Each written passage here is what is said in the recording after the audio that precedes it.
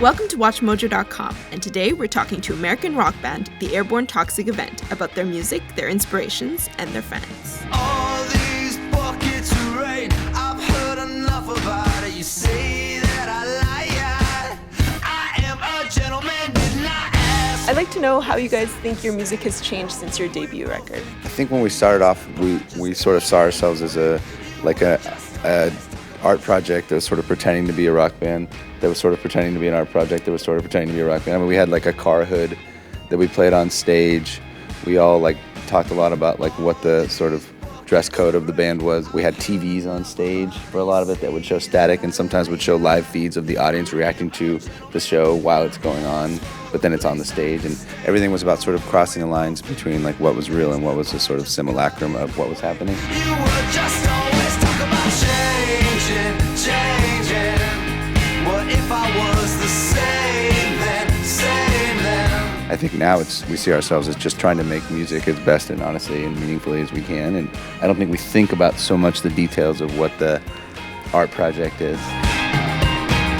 All these things that you say, like I forget about the mind-numbing games that you play. I am a gentleman, did not pay for. Speaking of the next record, which I believe it's currently untitled at the moment, can you tell me about what musical direction you guys are heading into? I think it's just piggybacking on what Mikhail just said. I think it did feel a lot more, we're just trying to not try to think about too much of what kind of sound we were putting out there, just getting into the room and then playing honestly. We got back to sort of the way we made our first record, which is Cal went and locked himself in a room and wrote a bunch of songs, and then we sort of like workshopped them as a band and played them together live a lot, and then went to the studio and recorded them, you know, as live as you can in modern recording. It's like going back to just the most basic thing about songwriting. Is this song awesome? Does it have awesome lyrics? Are the melodies awesome? Does this make me feel something? Does it tell the story I want to tell? Like on Mikhail's part, and then the rest of our parts, like how can we help bring that vision to life and sort it out and make it swing? Guess what, I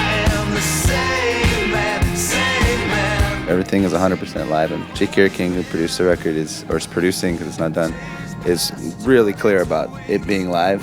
Like we'd come in and be like, oh, okay, cool, so here's a guitar, are you gonna get a raw track so that you can reamp it later and mix it? He's like, no, you're gonna play your guitar, we're gonna turn on the mics, and that's gonna be your sound.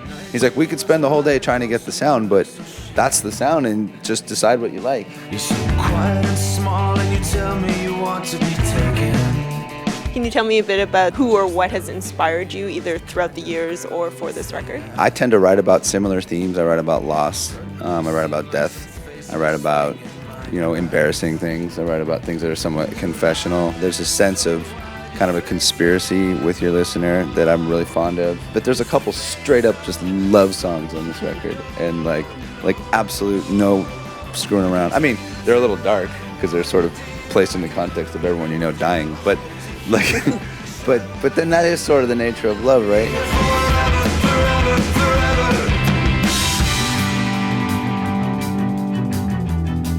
In terms of the music, it's just a really grand record. I mean, there's just stuff that, like, even when I hear it, I'm like, wow, we all got together, and there's this sense of wanting to play some of these songs with an orchestra, like on the moon, like, because there's huge stuff that happens.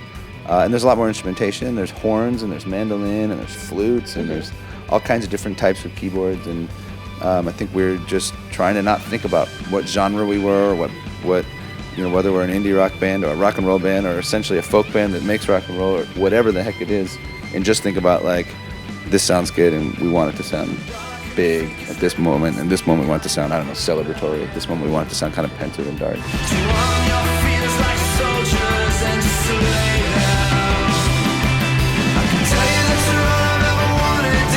Can you talk to me a bit about your relationship with your fans? They're awesome. One of the things that we never really, that took us by surprise, was when fans just started showing up with lyrics tattooed or images from our album art tattooed on their arms and on their chests and everything. And there's this deep, sort of almost profound connection with them, that because there are all these really tragic lyrics a lot of the time, and I think that they, as sad as some of the songs can be, I think they sort of embrace that feeling of sadness, and they can all kind of come together, and people kind of have met each other. We've heard relationships, you know, people meet at shows and stuff. Thank you so much for your time, guys.